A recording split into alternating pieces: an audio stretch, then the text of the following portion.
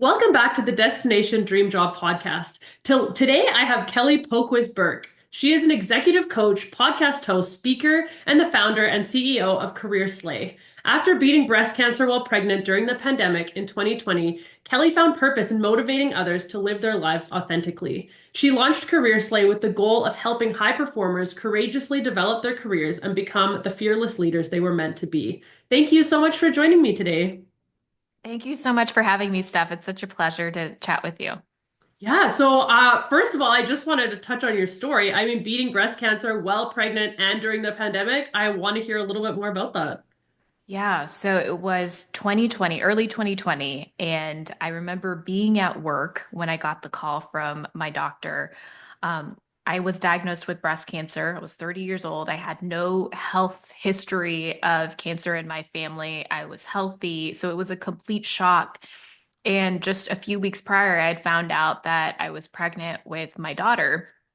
And it was my first baby. So everything was very overwhelming. I hadn't even told my parents yet that I was pregnant. And so that night I had to break the news to them of both the cancer and the pregnancy. And it was just such a weird experience to go through and really scary. And then a few weeks later, this was at the beginning of 2020. So a few weeks later, the world completely shut down due to the global pandemic. So my experience was going to the hospital. It almost looked like a zombie apocalypse where there was no one there because everyone had been ordered to stay home. So I navigated the cancer treatments, surgery, doctor's appointments all by myself. I couldn't even bring my husband with me. And so the only person that was able to be with me the entire time was my daughter in my womb. So that fundamentally transformed the way I thought about my priorities in life and how I realized that having alignment with your professional and personal life is so important because stuff's going to happen. And when, you know, that hits the fan, you need to make sure that you have a really solid foundation, and have the support that you need to move forward. Fast forward to today, I'm cancer free. I beat cancer. I have a beautiful 4 year old daughter. She is just really the joy and purpose of my life, and it really gave me the courage to live my life authentically and to live every day to the fullest. Wow, yes, that is quite the story. Congratulations on being cancer free. That is amazing. And Thank you. like your daughter is healthy and everything. That's just great news. But I can see how that would totally change your perspective. That was a lot of things at once. And so, I mean, a lot of us experience different things in our lives that kind of give us that opportunity to reflect and be like, hey, how do I live my life the way I actually want to? So now that you're helping people do that, like living their lives more authentically, kind of loving what they do for a living, what does that mean typically for a lot of the clients that you work with? Yeah, so I think many of us find ourselves on a path that was prescribed to us. So we were given this formula for success where you go to school, you get good grades, you get a good job, you go to college, you get a job. So it's this very linear path. And I think when you decide to step outside of that, it can be really scary to acknowledge what are the options in front of you? What do I truly want for my life? So, what I guide my clients through is I like to start with what is your North Star? At the end of your life, because we're all going to die, as morbid as it sounds, I'm sorry. At the end of of your life, what do you want people to say about you? Um, do you want to be known for being generous? Do you want to have, accomplished some amazing things? What is it that is driving you to succeed? What's motivating you to succeed? And we start there because all of the job shifts and company shifts that are in between are really just a means to an end. But I think the privilege, the unfortunate privilege of getting cancer at 30 was that I had my whole life flash before my eyes and just realized the preciousness of the time that we're given. So it's so important to be intentional with every step of what is it that you truly want? Absolutely. I think though with a lot of people that I work with and probably some people that you've chatted with too, sometimes they're not really sure, is this really what I like doing? Do I enjoy Hmm. doing this? Like sometimes it's just fine, right? We go to work, it's fine. We come home, it's no big deal. So are there symptoms or like things that we can notice when we're kind of in that place where things are, fine but not great and we're not really loving it, but we're just like kind of going through the motions of every day? Yeah, I think it's important to recognize like what stage of your life are you in? Are you, and I like to break it down in three stages. So, for my clients, I ask them, are you in the sow, grow, or slow stage? So, sow is when you are planting seeds in the ground, and you're going to reap that for future benefit. Maybe it's you're going back to school or you're starting a business. It's something that you're investing in that you think is going to pay off in the future. Grow is the period of your career where you are really putting your gas or your foot on the pedal. You're doubling down on taking more responsibility. You're leading teams. You're gunning for that promotion. It's really that period of your life where you are pushing yourself outside of your comfort zone because that's where the growth happens. And then the final stage is slow. So slow is when you're taking your foot off the pedal and you are, you have other things that you need to tend to. Maybe it's that you're caring for an elderly parent or you're raising small children or you just don't have the bandwidth to really double down on work. And so when you understand what phase of your career you're in, you can give yourself the permission that, hey, not every job or every role is going to be a grow phase. And it's recognizing that even if you're in one phase that you feel a little bit complacent or content or comfortable in, it's understanding in the next 1 year, in the next 2 years, where do you want to be in the future? And, getting the skill set or understanding what steps you need to take to move forward. That's such a great way to frame it because, there's so many people, coaches and like people out there who are always like, what are you doing? What's next? You need to dream bigger. Like that's a lot. I see Hmm. that message a lot. Yeah. And it's just like, it's so true that sometimes in this phase, depending on whether you have kids or don't have kids, you're dealing with a medical issue that you need to handle right away or whatever it is, we're not always in a place to be pushing and dreaming big and going for that next thing. Sometimes like being somewhere that's fine is perfect for where you're at. So I love that distinction because I think that's super important. Yeah, and I just want to make mention that, there's no shame in slowing down. I took a career break last year, and what that enabled me to do was to really gain clarity on what is it that I want to go do. And so, I mean, you think about Simone Biles. She left I think it was the Tokyo Olympics, and she took 2 years off completely, came back to the Paris Olympics, won 3 gold medals. And so it's this we are designed to continue to keep going and never take breaks, but we're not robots. And so it's important to be able to give ourselves the permission to be able to slow down and reap the benefits of creating space in our lives.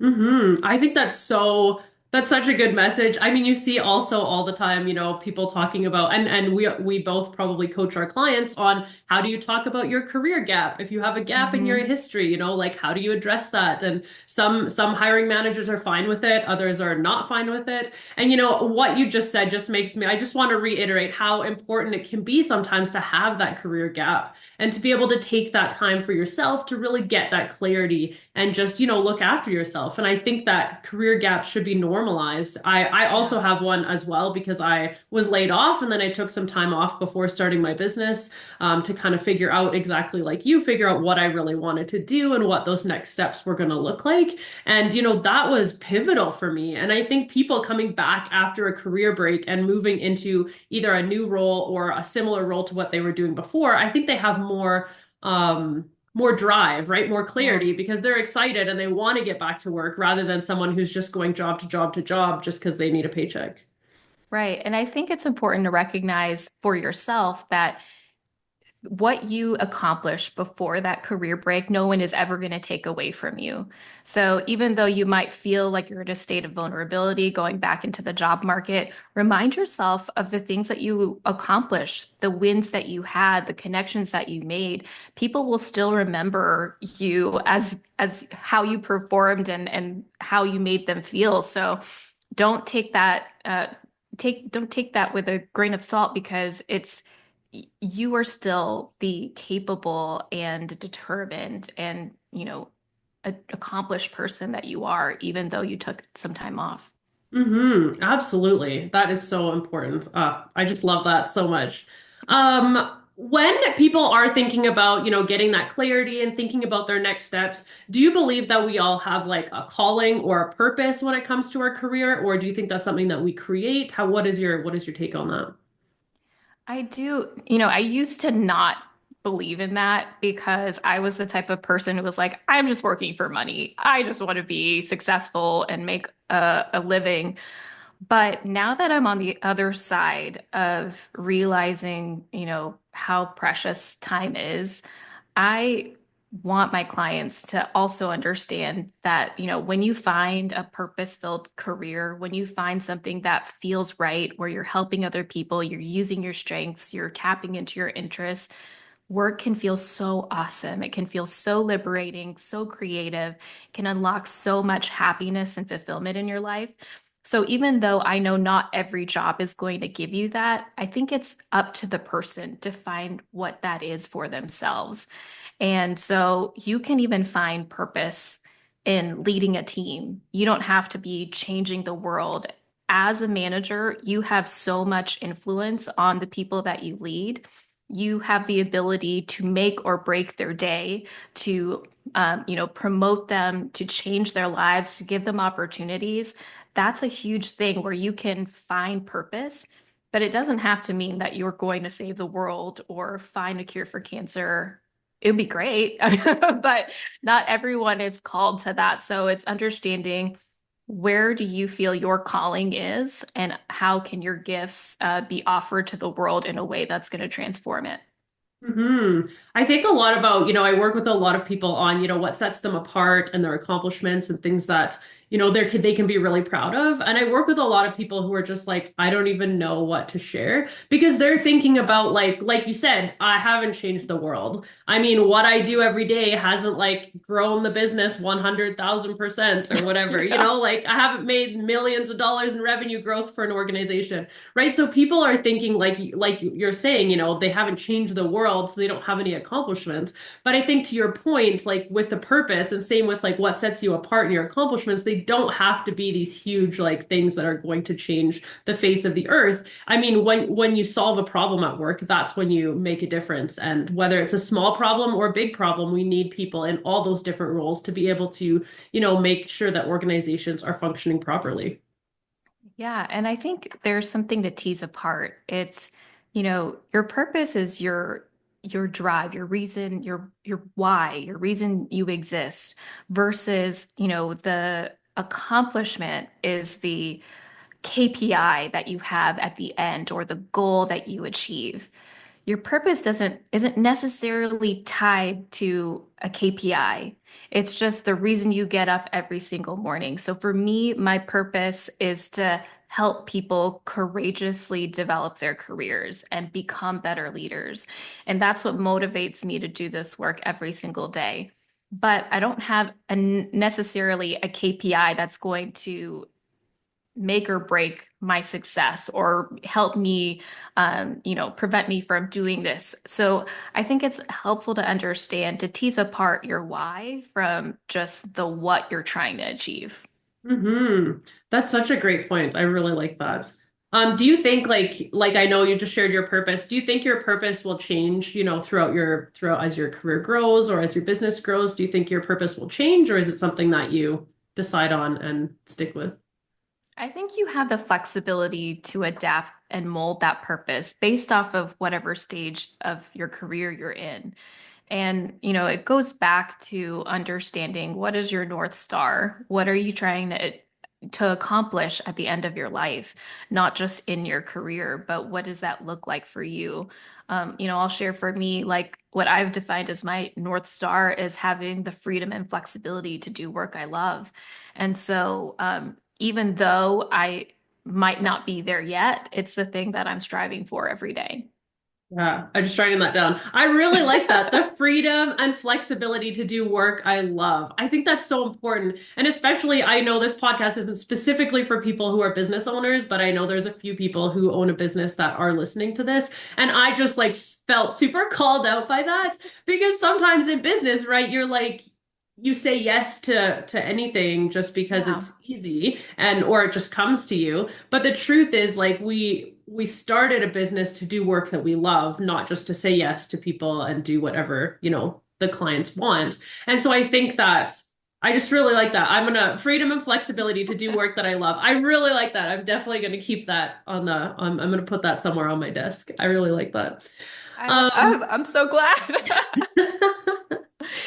If someone is really not loving what they're doing, because that happens, right? Like people are in jobs, like you said, they fall into them and they're just kind of stuck there. And Mhm. they're really wanting to make a change. Like 2025, they're like, I got to get out of this job. I got to get out of this company, whatever it is. What steps can they take to really start to align their career with who they are authentically? Yeah, absolutely. So I would start by identifying your career KPIs. And the way that you do that is you take some stock and reflection on like what are your core values? Most of the time when we find ourselves on a path that is no longer for us or aligned with us, it's because there's some misalignment with the values of either the organization, the leadership team, and yourself. So you want to find a role that has that really speaks to your core values and also aligns with the core values of the organization.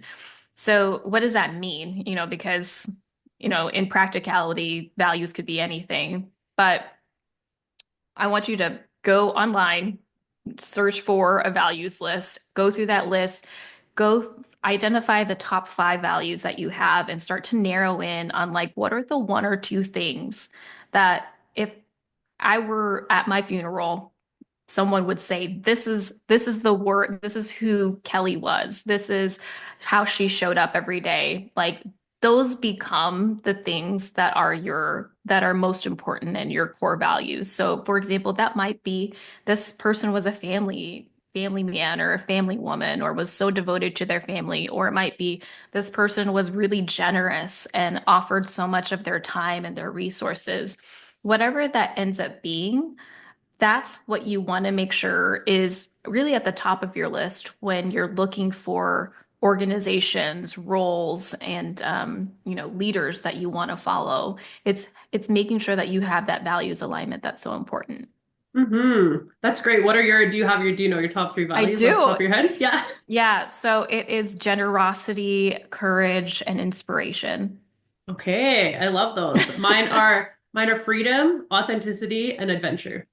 Oh, I love that. And Yeah. you totally live that for sure. Thank you. Yeah. Okay, so my last question for you is, if someone was listening, what is one piece of career advice that you often tell people?